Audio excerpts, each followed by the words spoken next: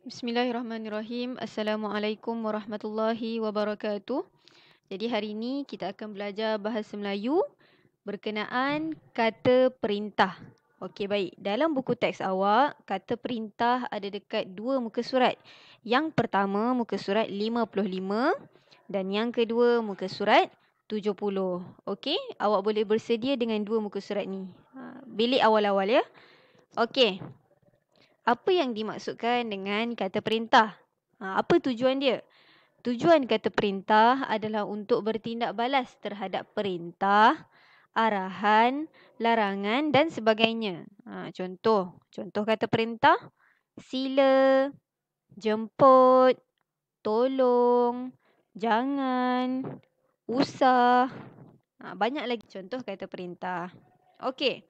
Yang pertama dekat muka surat 55. Okey, kita baca sama-sama ya. Dekat gambar ni menunjukkan situasi hari sukan di sekolah.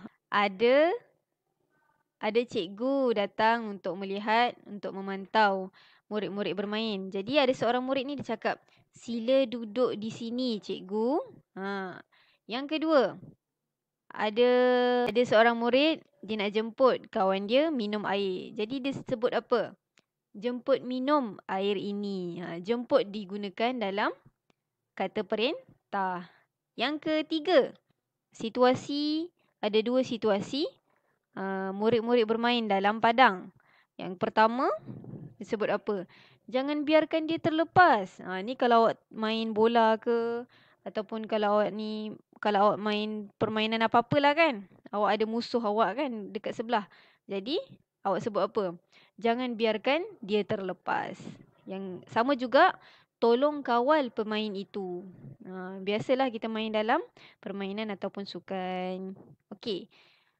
Kalau pergi dekat muka surat 70 pula. Apa yang gambar ni cerita?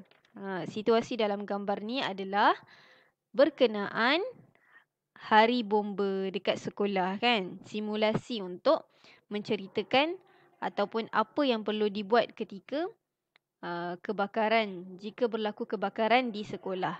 Okey, tajuknya adalah bomba sukarela. Okey. Sila berkumpul di padang pada pukul 9 pagi. Sila. Yang kedua, harap berikan perhatian semasa pasukan bomba sukarela membuat pertunjukan. Jadi, harap.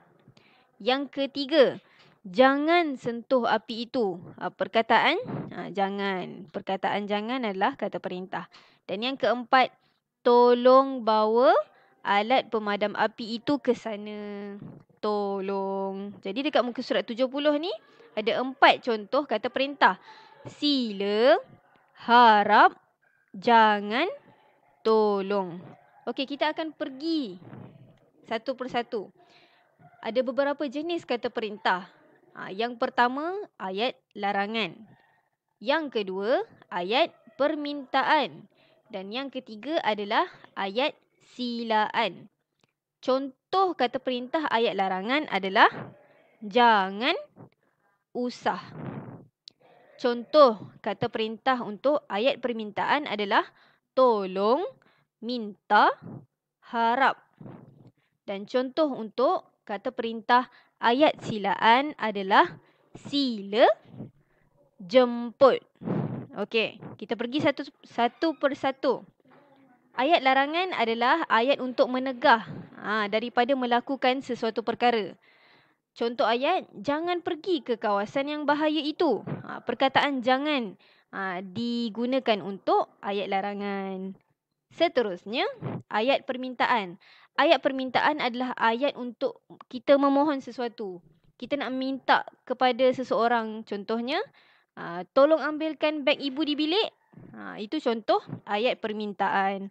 Dan yang ketiga adalah ayat silaan. Ayat silaan adalah untuk mempersilakan atau menjemput. Contoh ayat, sila tunggu sebentar ya encik. Ataupun jemput duduk semua. Contoh dalam ustazah kan dekat kelas. Ustazah selalu cakap, okey, boleh duduk semua. Ataupun di sebalik ayat boleh duduk tu adalah jemput duduk semua. Okey, itu saja pembelajaran kita pada hari ini berkenaan ayat perintah. Jadi Ustazah harap awak faham tajuk ni, senang saja. Assalamualaikum warahmatullahi wabarakatuh.